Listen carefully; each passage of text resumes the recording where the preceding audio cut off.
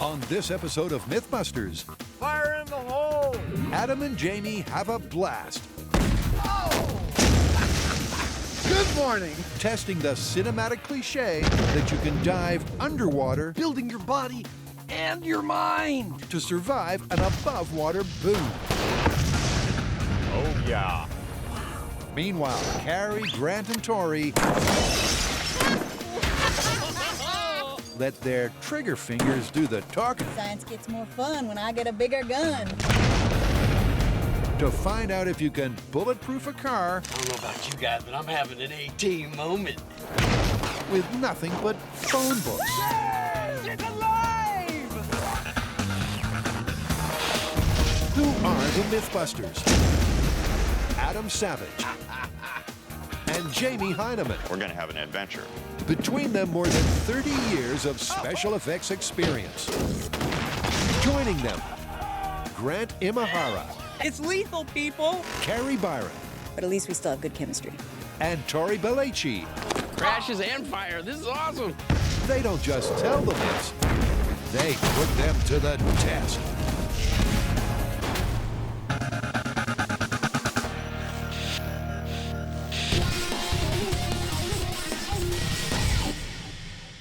So what's the story? Well, I've been thinking, wouldn't it be cool if we were action heroes in our own movie and some bad guys were trying to blow us up, but we managed to escape? Is that a harp I'm hearing? Shush, here comes the clip. It's a climactic cinema cliche.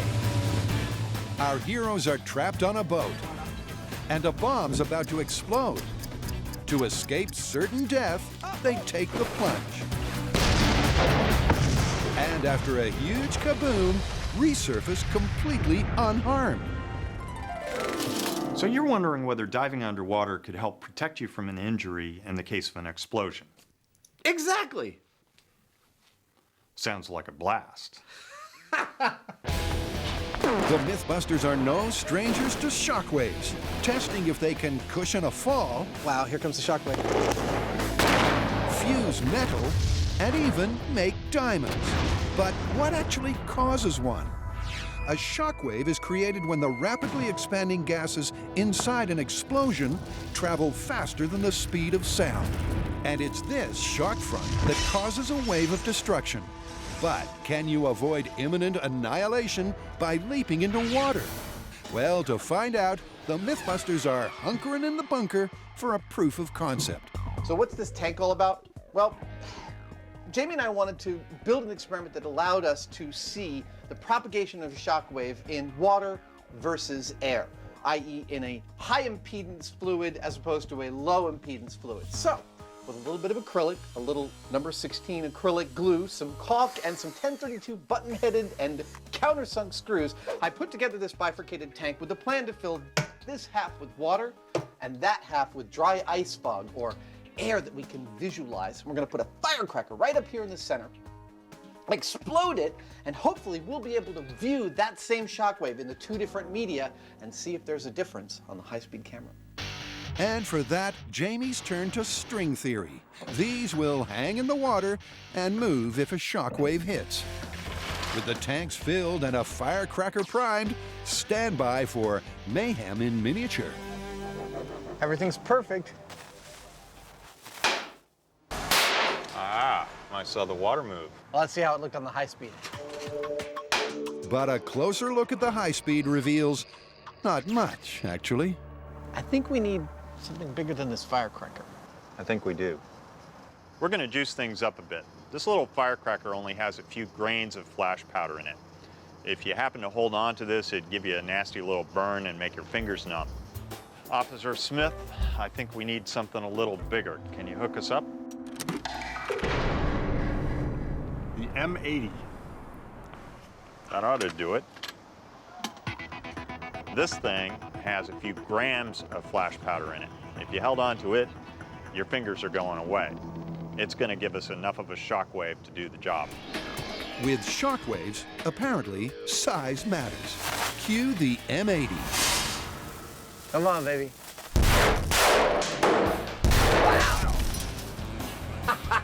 That was loud. And interestingly, I saw the fog move but not the water. Well, let's check it out on high speed. I didn't see much. Did you?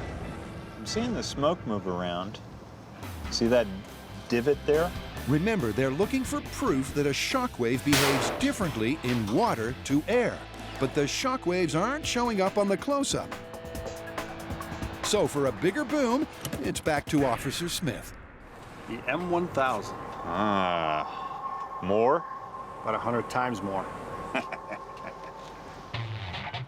Hopefully that should tie up Jamie's loose threads. Oh, it's getting close. There it comes. Whoa!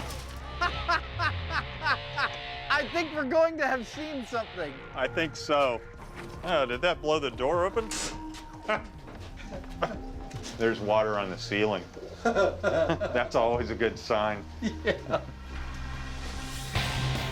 A good sign, but once again the high-speed replay has the same problem. There's no clear shot of the shockwave. It's reacting, but they seem to be reacting differently somehow. Well, they're not telling us what we want to see. I think we're going to have to concoct a different test if we're going to learn whether or not there's a difference between a shockwave in the water and a shockwave in the air. I think you're right. We're done here. Okay.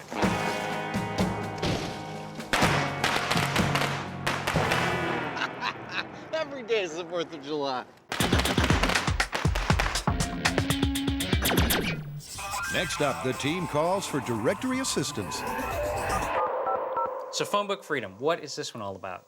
Okay, so this myth comes from a spy TV show, and they say that if you're desperate and penniless, there is an easy way to make your vehicle bulletproof. Using phone books. That's right. If you put the phone books in the panels of your car, you can actually stop non-armor piercing rounds easily. Okay, I can see how that could work. The bullet hits the car door, it hits the metal first, absorbs most of the energy, and the rest gets absorbed by the phone books. It could work. Wow, sounds like they really phoned this one in. Well, according to this small screen spy scene, you can bulletproof by numbers. Just one layer of phone books inside the doors, and it's a free ride to safety. Okay, this one should be pretty simple. We get a bunch of car doors, a bunch of phone books, shoot at them, see if they're bulletproof. Yeah, that's pretty much it. But just to be thorough, we should fire a bunch of different types of guns, because in the real world, you never know what you're going to be up against. All right, well, I think our first trip should be to the junkyard, and we'll get some doors. They'll test this myth by the book. So first things first, they need something to stuff. Uncle Owen, this R2 unit's got a bad motivator. Right there. That's perfect. It's like they knew we were coming. Okay, my way's not working. So we got 4 doors off of this car. That's pretty much all we need to take out into the range. They're already hollowed out, so we can just stick the phone books in there. This should be a piece of cake. Back at the shop, the cake comes together in what has to be the most low-tech build in MythBusters history. Wait, round hole, square peg, what? This doesn't seem to fit. And with one layer of phone books wedged inside the doors, they head for the shooting range You guys ready to start shooting? to hit the books. For this experiment, we have car doors lined with a single layer of phone books, which according to the myth is all it took to stop a bullet. And on this side, we've painted a target. Then we'll set up the doors at the end of the firing range, and we'll start shooting out with a variety of guns from 30 feet away. We'll be firing a 9mm handgun, a .357 Magnum, a .45 caliber, and finally, 12-gauge shotgun. It's a simple test. They'll start small and then up the ante on the ammo. So some of you might be wondering, why aren't they just shooting directly into phone books to test this myth? Well, this myth is not about whether a phone book is bulletproof. It's about whether you can bulletproof a car using phone books, so that the car and the phone book are working in tandem to absorb the energy of the bullet and make the car bulletproof. Right, and before they take a shot at the myth, how about a prediction? We're starting out with the 9mm handgun. I'm thinking 2.5 inches of phone book, 1/8 of an inch on the outside of the car door of sheet metal. Yeah, we could be bulletproof right now. All right, this is the 9mm, the smallest round in our arsenal. Here we go. Good shot! There's an entry hole, but no exit for the 9mm, Look at that. No way. 2 inches in. meaning that's one for the books. But can they get the same result with gun number 2? Firing at 1,450 feet per second, it's the .357 Magnum. Nice shot, Tex. A clean strike, but what's the verdict? No way. So it didn't make it all the way through. That means the phone book actually made this bulletproof. The phone books block the 9mm. They block the .357 Magnum, but I've got one of these. It's a .45 caliber. If this doesn't make it through, I'll be really surprised. Going hot. The bullet punched through the front panel. Yeah. But the phone book? No But way. it stopped it. That's astounding. This myth is looking really good. That's 3-0 to the phone books. The handgun rounds didn't penetrate. But next, it's the toughest round so far, the 12-gauge shotgun's deer slug.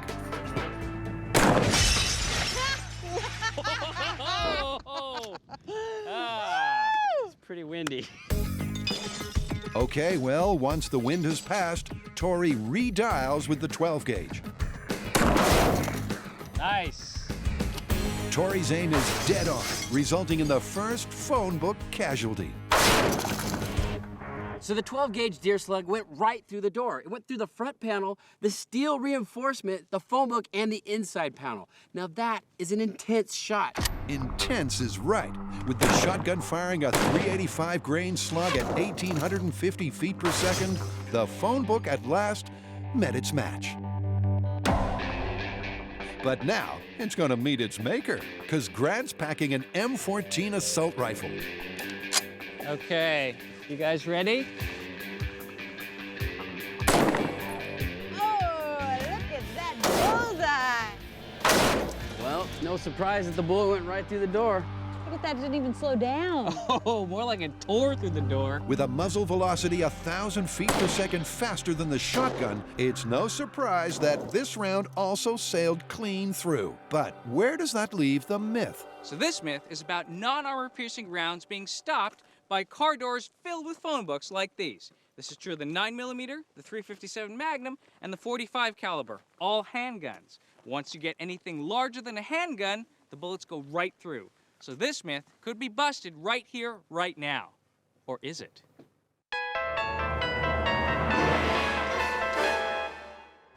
In this movie myth, our heroes take cover underwater to escape injury from a bomb. But could taking a dive save your life? After 3 inconclusive small-scale booms, We haven't really seen bupkis. it's time to up the ante at the MythBusters home away from home. Good day to blow some crap up, huh? You bet. Blow crap up they will, but this time, instead of trying to visualize the shockwave, they'll measure it. When an explosion happens, it generates a shock wave or a pressure wave, and this wave can cause you physical injury. That's what this whole story is about. Thus, this plumbing equipment here is a matrix for holding together our key piece of detection equipment in this myth, and that is this. An Osico rupture disc, basically a calibrated piece of aluminum foil. When this is properly held in the plumbing and it finds itself in an environment over 13 pounds per square inch of pressure, it will burst, telling you that if you were standing where this disc was, you'd encounter physical injury. And our regular explosives expert, JD, has the C4 to test them. That may blow up, but JD, it's not very pretty. Gotta make a... Make it more like the cartoons. Yeah. I have no doubt in my mind you're going to get that Roadrunner this time. Then it's over to Adam to explain exactly how this all fits together.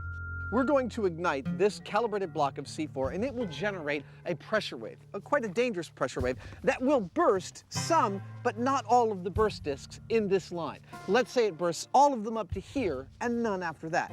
That tells me that this point is the farthest point at which that explosive generates a dangerous, injurious amount of pressure.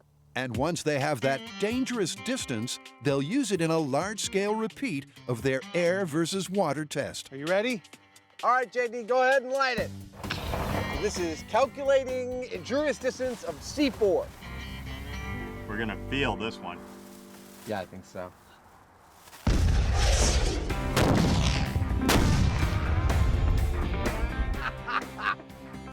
was a rush. That'll wake you up in the morning. Let's go check them out. Great, one Acme explosion down, and the MythBusters have the dangerous distance data they need.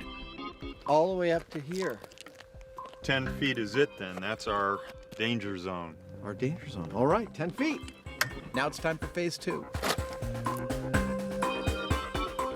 What we want to know is how well an explosion that occurs in the air can make the transition into the water and how potentially dangerous that would be. And to find out, the guys rejig their rig so that for Blast 2, it can simultaneously monitor the effect of the shockwave in air and in water. The MythBusters workout consists of moving around pieces of scientific equipment while thinking about them at the same time, building your body and your mind. All right, let's place these.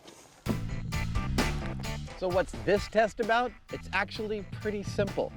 One burst disk in air, one burst disk in water. If there's any truth to this myth, what we should see when we set off that explosive is that this burst disk will blow and this one will not.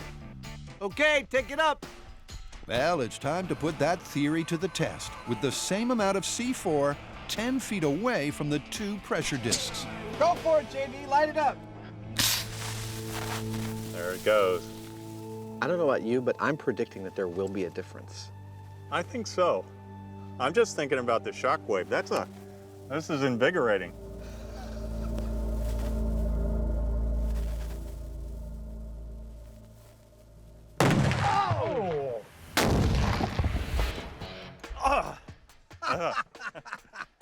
Good morning. Yep, that should do it. Now to find out how the burst disks compare.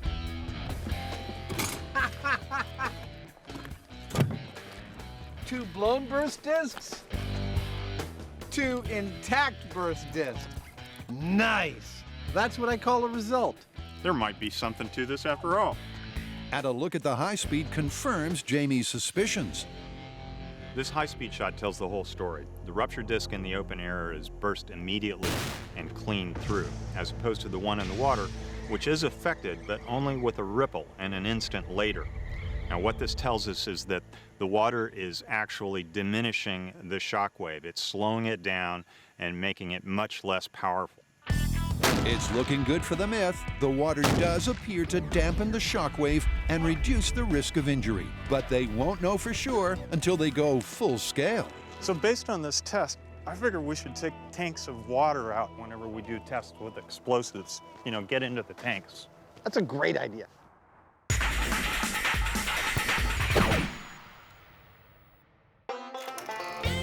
When you're making a quick getaway from gun-toting bad guys, a little extra protection goes a long way. But so far in this budget bulletproofing saga, Nice shot, Tex. the phone numbers just don't add up.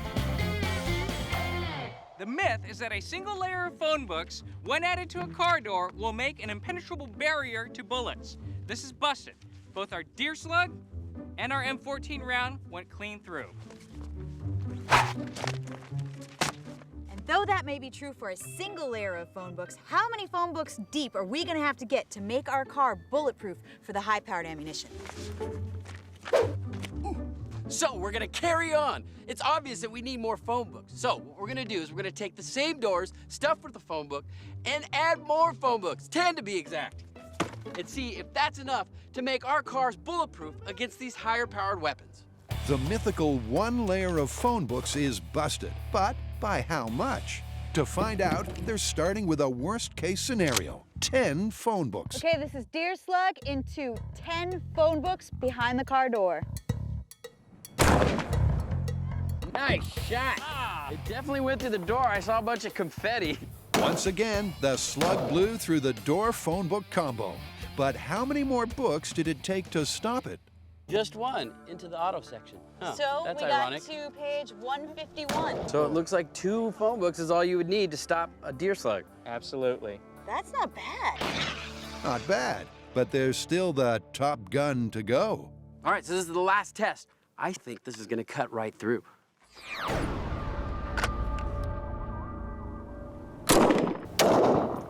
Well, hold the phone, because it looks like Tori may have been wrong. There it is, still warm.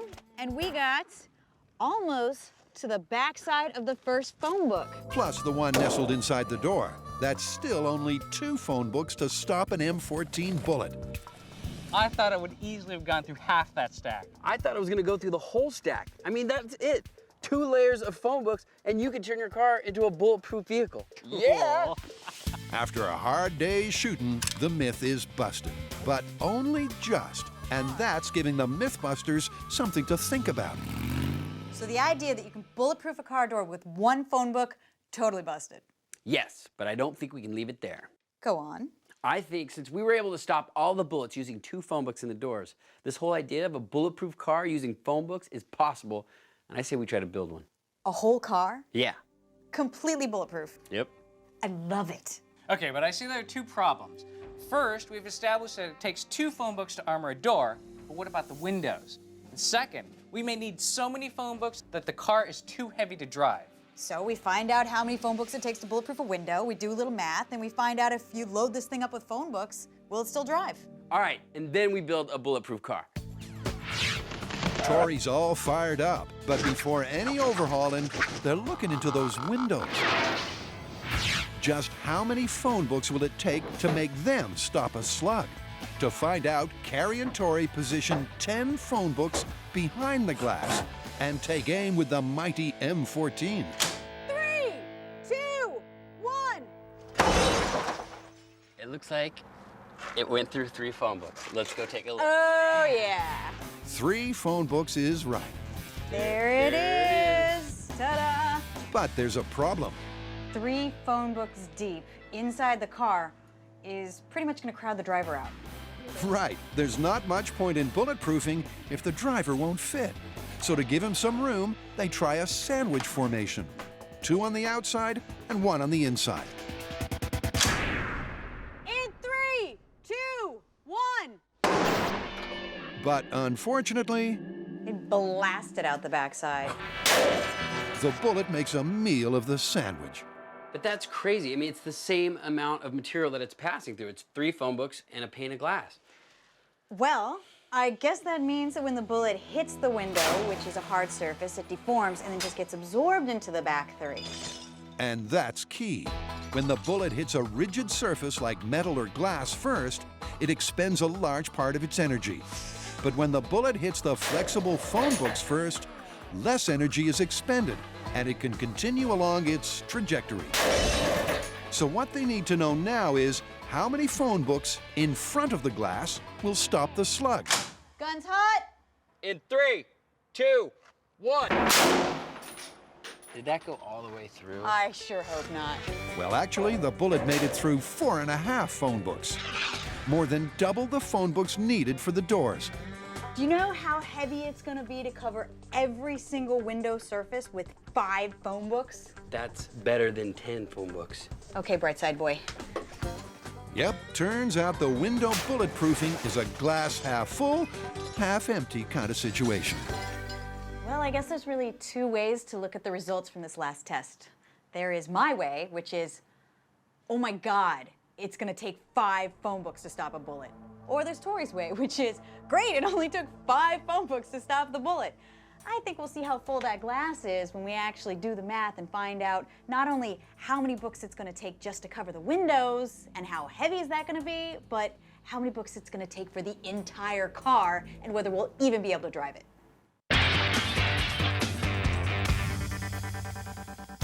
With a bomb about to blow and no escape but down, would taking the plunge protect you from the blast? Adam and Jamie are putting that to the test. Good morning. We've just seen that there does appear to be an advantage to being submerged when a bomb goes off. The ruptured disc that was under the water was intact. The one that was in the air was ruptured. Obviously, we used a small tank, though, and the scale of the tank or the nature of the tank could have affected our results, so they're not definitive. What we need to do now is go full scale in an open body of water, and we're creating an aquatic rig that will give us the measurements we need both above and below water. This is a complicated rig with lots of parts Lots of pieces to cut. some that float, and some that don't. Yeah. I know it doesn't look like much, but trust me, once this stuff all goes together, you will see that there is a method to the madness. You don't have to take my word for it. Just probably one more commercial break and you'll get to see it all. Well, actually, you don't even have to wait that long. I think that ought to do it. Let's go scuba diving and blowing some stuff up. All right. With the rig flat packed, it's off to location. Gorgeous. Looks like we can put the boat in right here. It's perfect. It's a lovely lake, isn't it? In fact, it's not actually a lake. It's a man-made pit. Pit 232 to be exact, here at Rancho Arroyo Seco. And the fact that it has no wildlife at all living in it makes it ideal for what?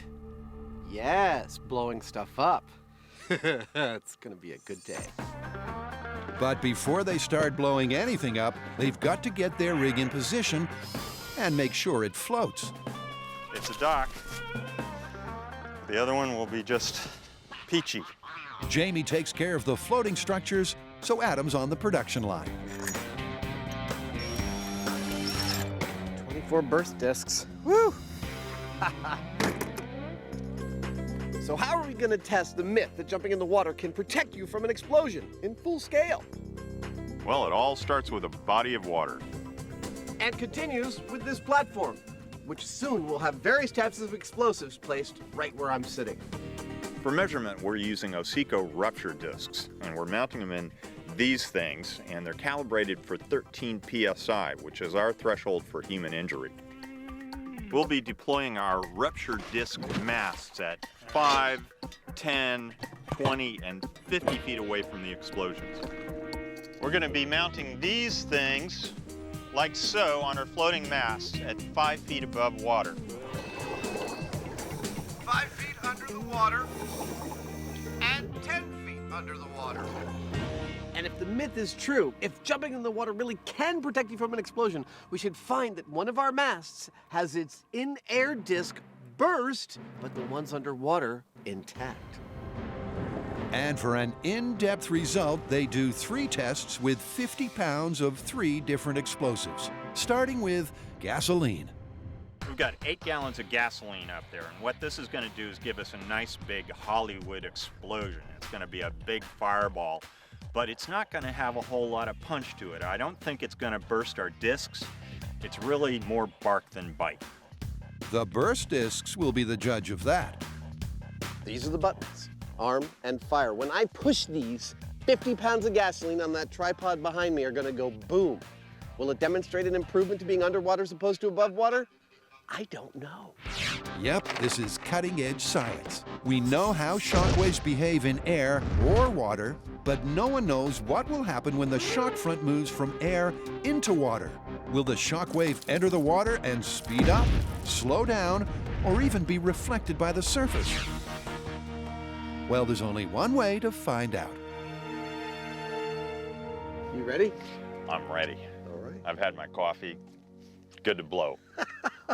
With the gas bobbing away on the surface of the lake, Jamie utters those familiar words. Fire in the hole! Fire in the hole! Fire in the hole! And Adam's on the button. 3, 2, 1. Wow! That was a lot. It was. All of our little holders are still in place, but the platform is gone. The pressure wave from the gasoline may have destroyed the floating platform, but more importantly, how did the burst discs fare? Above and below the water at 50 feet, 20 feet, and 10 feet, they're all intact. No ruptures. The burst discs are intact. At the 5-foot mast above water, that perfect record is broken. 5 feet away. Clean through. But underwater, it's a different story. The burst discs are totally intact. Interesting. I thought so. It's looking good for the myth. At 5 feet, the above-water disc burst, but the ones below the surface remained intact. The gasoline explosion, Didn't really create much of a pressure wave. It created a nice big fireball. And I have to say that if I was near one of those, I'd want to get underwater because I wouldn't get burned. Indeed, but one shockwave does not a result make. So the MythBusters aren't going to leave it there.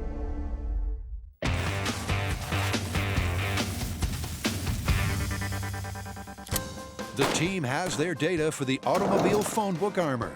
2 books behind a door and 5 in front of a window will bulletproof a car. Look, diamonds. So they're about to throw the books at this.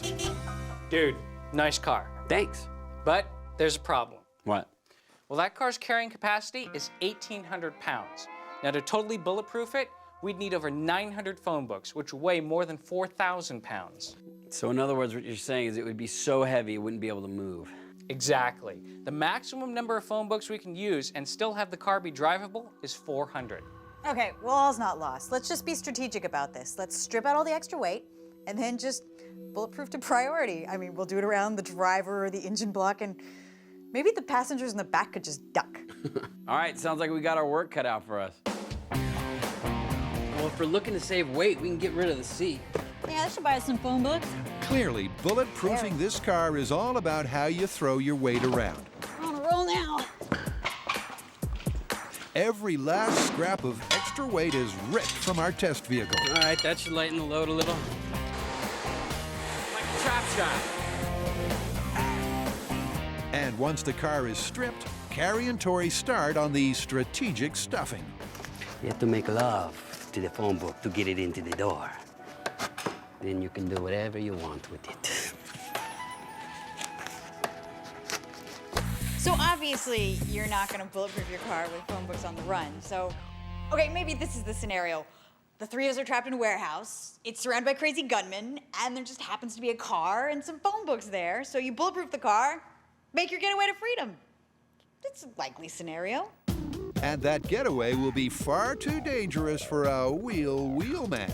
So it's over to RC Whiz Grant. Now, normally, with the radio control system, you have something called a servo, which is a small motor. But we're talking about a full-size car that's potentially loaded with a lot of weight. This isn't gonna cut it. That's why I have this.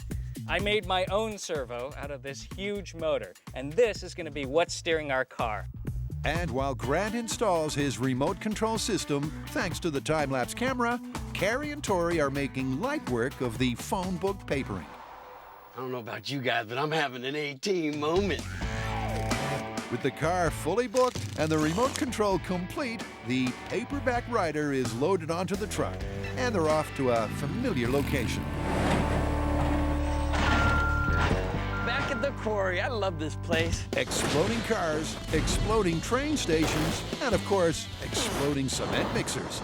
This place has seen it all. Well, except this. The world's first phone book armored car. And first up, they need to check Grant's remote control. Look how low it's riding in the front. With an almighty 400 phone books weighing it down, the car is not exactly built for speed. So how fast is our getaway car going? 10 to 15 miles an hour. So it's bulletproof, but you can catch it on a bicycle. Hey, if it's bulletproof enough, it doesn't need to go any faster. Grant's right. But how are they going to know if it is bulletproof enough? Come on, Trudy. That's right. We've got a whole inflatable family that we're gonna put in here, and if any of these guys deflate, we'll know that a bullet made it through. Ready? Ready. Now, in order to make the scenario a little bit more realistic, we're using the rest of the phone books to simulate the weight of our passengers. Right, and with our inflatable friend at the wheel and the passengers lying in the fully fortified footwells, what's the plan? We are going to have our bulletproof vehicle armored with phone directories at that end of the quarry. It's going to make a mad dash 200 yards in that direction to safety. I'm going to be up on that ridge right there with my M1 Garand. Tori, right there with the shotgun. You ready? Grant, you ready? Great, it's time for science. Remember, they could use only 400 of the 900 phone books it would take to create a fully armored car. So will their strategic stuffing succeed in protecting both the engine and the passengers? Shooters ready! Ready? Hitting the gas! Grant flicks a switch, and the paperback rider lurches across the quarry. Then it's lock, stock, and two smoking barrels as Carrie and Tori unload a barrage of bullets into the paper armor. Until the phone book jalopy makes it to safety. Gas off, brake off, killing it. I know I hit it, but I'm dying to see if it made it through. That was so much fun. It was like a shooting gallery. There's no doubt the bullets hit their mark. But did the passengers survive? Yes, it's alive! She survived. Oh my gosh, we made this vehicle bulletproof with nothing but phone books. Wait, let's check the passengers. 1 There's Chapman. He's looking all right. and 2. He's all right too. The whole family survived. Against the shotgun and the M14, the phone book armor did its job. So the car is in perfect working order and all the passengers are alive and accounted for. At this point, the myth is looking very good. The guys are understandably psyched, You like swing dancing? but the firearm fun doesn't end here.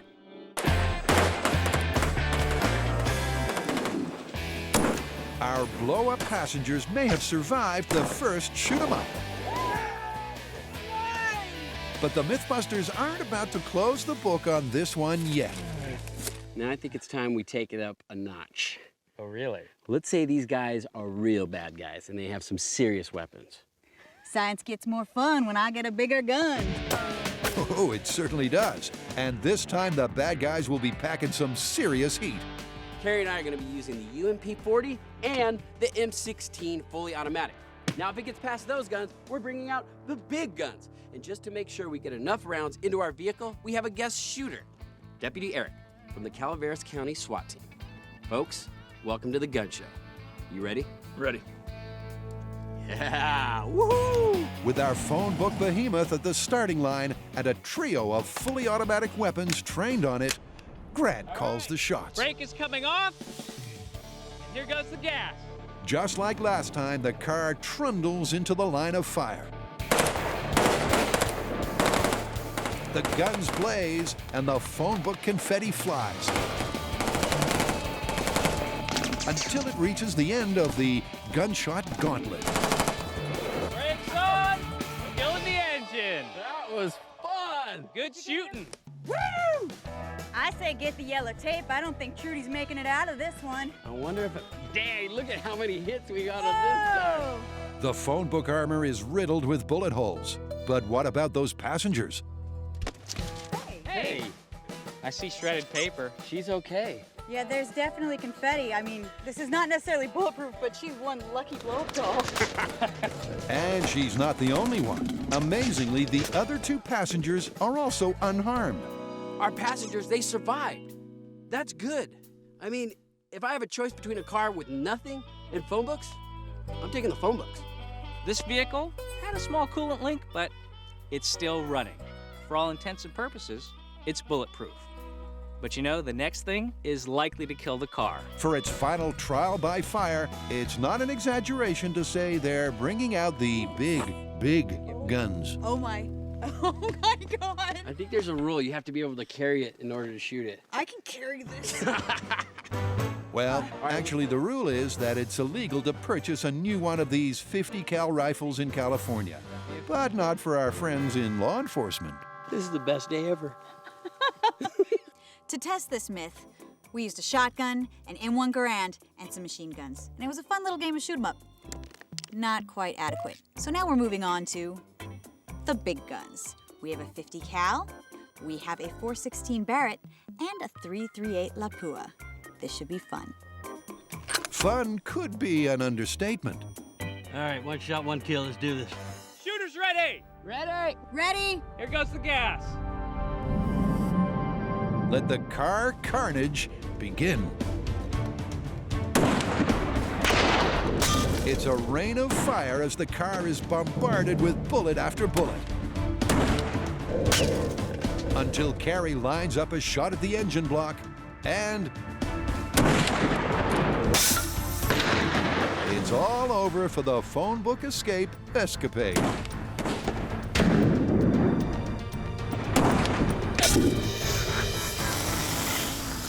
stopped it. Oh, I think I know what stopped it. Carrie took her shot. I swear to God, I almost had a heart attack. I mean, the whole ground shook. There was this big cloud of dust. And basically, it was that shot that stopped the vehicle. Man, these weapons are incredible. Incredible and lethal. Oh, jeez. Oh! Yeah. She didn't make it. I don't think anybody in there made it. Nobody made it. They're both dead in the back. That's 3 deflated passengers. And a look at the other side of the car reveals why. Wow! Look at that! Oh my gosh! So it punched through one side and all the way through the other side. That is incredible. It cut through this thing like hot knife through butter. I think I'm positively giddy. There's no denying that the phone books bit the bullet. But where does that leave the myth? Well, it's looking like no amount of phone books is gonna stop one of these rounds. Yeah, but up to a 50 cal, this phone book armor stopped just about everything. Well, this is a perfect progression of a story. I mean, with the first round of guns, we're bulletproof. The second round of guns, we're like, bullet resistant. And with the final round of guns, we're more like bullet absorbent. All right, who's driving home? Shotgun.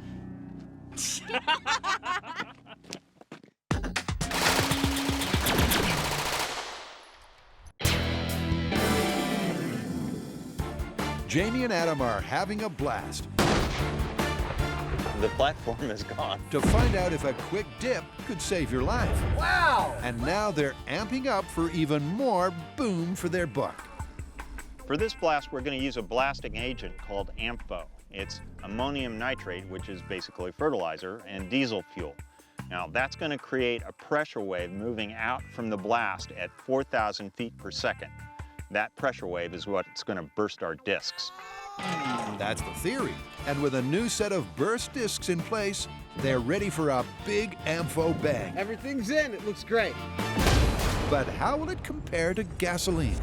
My sense is that the water is so much denser than the air that the explosion wants to follow the path of least resistance. So that's the air.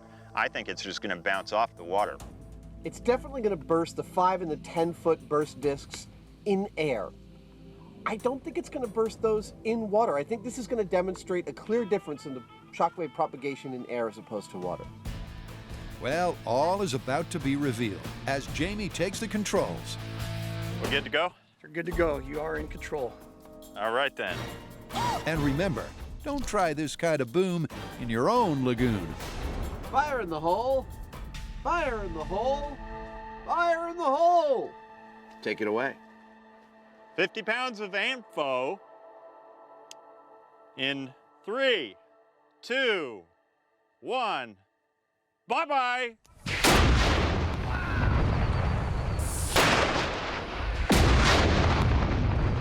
Whoops, 50 pounds of AMPHO almost obliterated the rig entirely. It's suddenly become a recovery mission. A recovery mission indeed. But what has the 4,000 feet per second shockwave done to the burst discs? Okay. Oh, It's burst? it's clean through. Really? Yeah. Well, God, I wonder what it's going to look like underneath.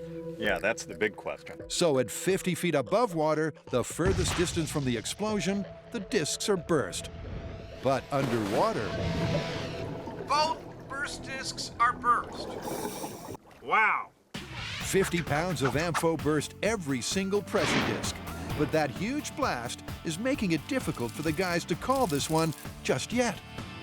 AMPHO's reputation is that of a pushy explosive, and like the pushy kid on the schoolyard, it has decimated 2 out of our 4 masts. Is this a result? Not really the definitive result we're looking for. I'm hoping for more from dynamite. That's right, the MythBusters have one more explosive for bomb disposal. This time around, we're using 50 pounds of dynamite. That's 25 of these things. Now, dynamite is a high explosive that creates a pressure wave that moves at 9,000 feet per second in air. It's faster than the AMPHO was, but it's got less push. In the industry, that's known as brisance. The final explosive is cautiously towed into position, ready for a detonation. Look at it go, our little tetrahedron of death. Yep, it's all down to that little tetrahedron. The gas explosion showed you'd be better off underwater, whereas the ampho detonation was total devastation above or below the surface. So now it's all down to the dynamite decider. Fire in the hole! Fire in the hole! Fire in the hole! All right, I'm gonna do it. 50 pounds of dynamite. And 3, 2, 1.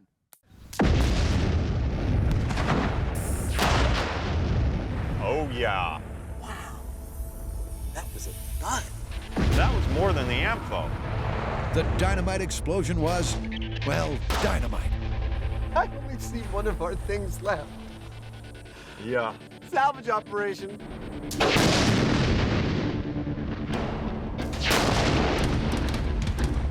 The rig has clearly been decimated by the dynamite.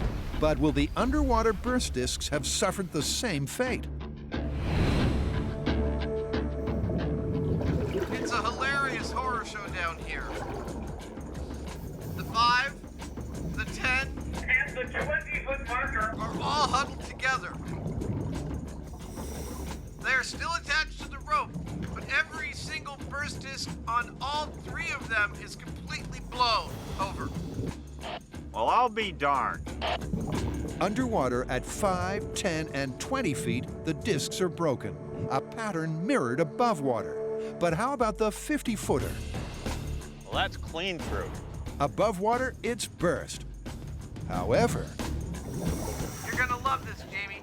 The 50-foot mast, 10 foot down, the burst disc is intact. Well, that says something really strong about the myth. That's great. What about the 5-footer? The 5-footer is also intact. Repeat, the 5-footer is also intact. What happened at this 50-foot marker is really interesting because we have a blown disc above water, but we have intact discs below water. so that's a bombshell result. Just like the gasoline explosion, when it comes to a dynamite bomb, diving underwater would make a difference. Explosives are funny creatures. The ampho broke our rope and decimated 2 out of our 4 masts. The dynamite did not break our rope, but decimated 3 out of the 4. However, it burst all of the in-air burst discs, but not the 2 underwater burst discs on the 50. That is the kind of result that I was hoping for. That tells me that there really might be something for the myth. Am I going to use one of the 3 magic words? No, not until I'm with Jamie at the very end. So where do we stand? Well, in a situation like this, it's plausible that the water would protect you from an explosion. Plausible it is. Let's get out of here. Okay.